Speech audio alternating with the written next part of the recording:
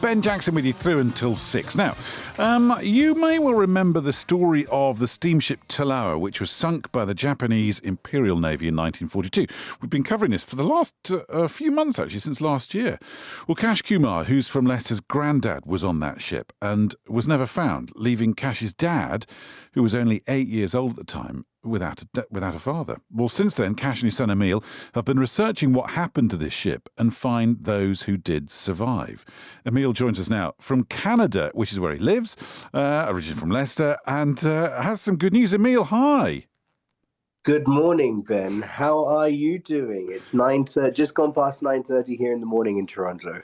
Tell us, just paint a little picture of Toronto for us. What's it look like outside the window? Yesterday was actually not bad at all. We've had a spring has started kind of later than we would expect. We still have snow on the ground, firstly.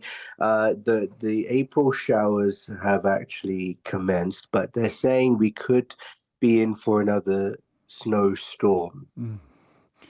It sounds like the weather's all over the place in Canada, like it's all over the place here. It's either cold or actually throwing it down with rain here in the minute. Anyway, none of which has anything to do with the SS TILAWA. Now, look, before we talk about developments since we last spoke, for those that didn't hear first time round, just tell us a little bit about the ship and why it's so important, the work that you do. Sure, yes. The SS TILAWA forgotten tragedy is the story of the British Indian people mainly. It was a British ship from the 20s. It was in use for about 18 years during the Second World War. So we're, 1942 November. That's 3 years before the Second World War ended, 5 years before the end of British rule in India. You have about 732 passengers, 222 crew, and 4 gunners that are making their way from Bombay, India, to Durban, South Africa, making stops along the eastern coast. And they left on November 20th of 1942 at 5 in the afternoon. There was about 6,000 tons of cargo, including 60 tons of silver bullion, about 2,390 odd bars. And 2 days in to the voyage, in the middle of the Indian Ocean, about 930 miles northeast of the Seychelles, the Japanese Imperial Army twice torpedo SS TILAWA. There's approximately about, a gap of 60 to 90 minutes. We have no idea what happened in this quiet time, but it was that second torpedo that sent TILAWA down. 678 people were rescued 2 days later. Imagine trying to hold on for dear life in the Indian Ocean, thanks to HMS Birmingham and SS Carthage. And, the connection to us, Ben, is that my great-grandfather, as you alluded to in your introductory comments, perished during the tragedy. And for many years, we had no clue that he existed. We didn't even know that he was our real great-grandfather, that we had a connection to TILAWA. My grandfather was only 9 years old at the time when he lost his dad. And we thought that, his uncle was our real great-grandfather. So a bit of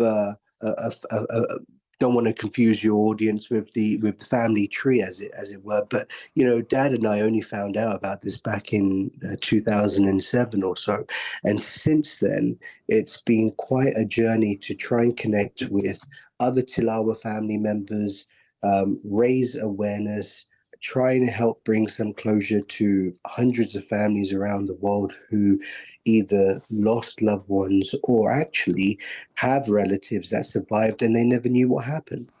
It is, by any stretch of the imagination, an extraordinary and deeply tragic story. You are driven to try to find out the gaps in knowledge about what happened and the gaps in knowledge about what happened to those that survived. You have an amazing website you've set up. There's all kinds of stuff going on. Since we last spoke, what developments have there been? Well, we could not believe that this would ever happen. The London Greenwich National Maritime Museum have accepted the opportunity to host the first ever commemoration of the SS TILAWA in the United Kingdom. It would be the second around the world because, of course, the first one was in Mumbai, India last November.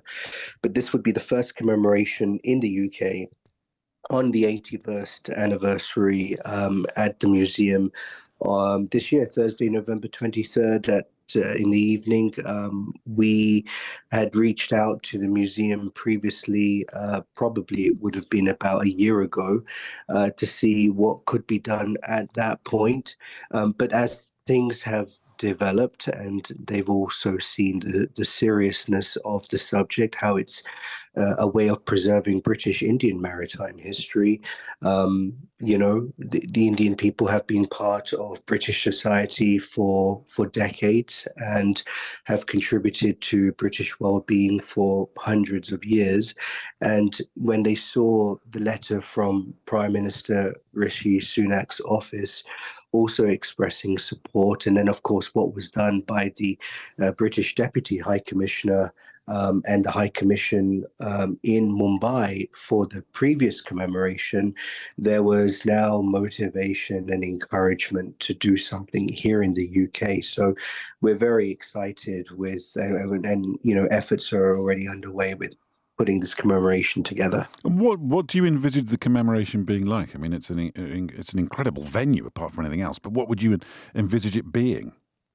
Yeah, I believe it's the Leopold Theatre that they have kindly extended to us. It's quite an iconic and historic setting for sure. Last time we had the keynote address that was delivered by myself.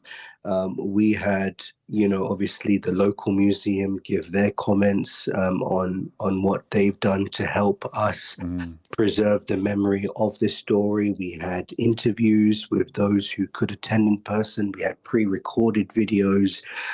We had a little video to provide some other additional context. We had our chief guest who gave a talk. We had some presentations as well.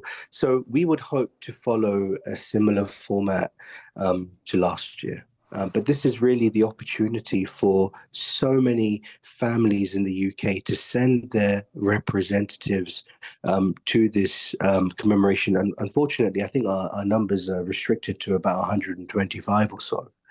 And there's already been quite a few requests to get. I think one family wanted to have 35 people there. Just wasn't possible. And we've also just for your listeners, we have extended an invitation to the palace, which will be considered in the summer. We've also extended an invitation to the Prime Minister, the Deputy Prime Minister, and the Cabinet. We've also extended the invitation to some, lords and baronesses and MPs of South Asian heritage, and some have already accepted. So we feel that this event is actually going to be well supported, and for the first time in Britain, we will basically start the process of it becoming an unforgotten tragedy in the UK, and that British Indians will see this as a part of their heritage, and that's what we're trying to do, Ben, is to try and get it into the history books and prominently featured. Is that what drives you? If somebody, frankly, it's one of those things that if somebody, and it happens to be you and your dad, hadn't stepped forward to really push this, that it would have just disappeared? Yeah, I think in all humility and modesty, one doesn't want to blow their own trumpet, but I mean, my inspiration was my father, because when he found out the truth of who was our real great-grandfather and how he died and all of that, that was a big hole in my heart. It was just such a weird moment, because For Indians, our heritage is everything, our identity, where we come from, our roots, preserving our background, being proud of our name, passing that on to the next generation. And when you're told you're doing that for some other man who's an uncle, it's like, okay, well, let's just take a pause and reset moment here. Number two, it was an opportunity for my father and I to bond in a way that we never have before. And number three, the last time I actually saw my grandfather before he passed away, which would have been, now in July of 2012, he made this weird request to find the location of the ship and to try and bring his dad back. And he wasn't having a dementia moment. He was fully with it. He was sharp for a 79-year-old back then.